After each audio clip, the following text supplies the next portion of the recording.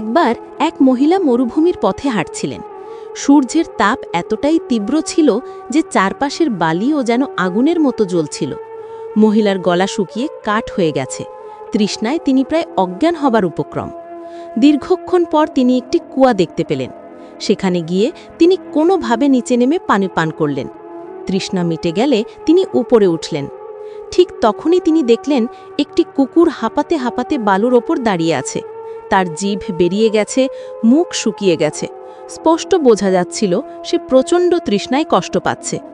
মহিলা কিছুক্ষণ তাকিয়ে থাকলেন, তারপর তার হৃদয়ে দয়া জাগল। তিনি ভাবলেন, এই কুকুরটিও তো সেই কষ্টেই আছে যে কষ্ট আমি একটু আগেই সহ্য করেছি। কিন্তু কুয়ায় পানি তোলবার কোনো পাত্র ছিল না। তিনি একটু চিন্তা করে নিজের জুতো খুললেন, সেটিকে পাত্র হিসেবে ব্যবহার করে কুয়া থেকে পানি তুললেন। তারপর হাঁটু গেড়ে বসে কুকুরটির সামনে পানি ধরলেন। কুকুরটি তৃষ্ণায় হাঁপড় দিয়ে সেই পানি পান করল। তার মুখে প্রশান্তি ফুটে উঠল।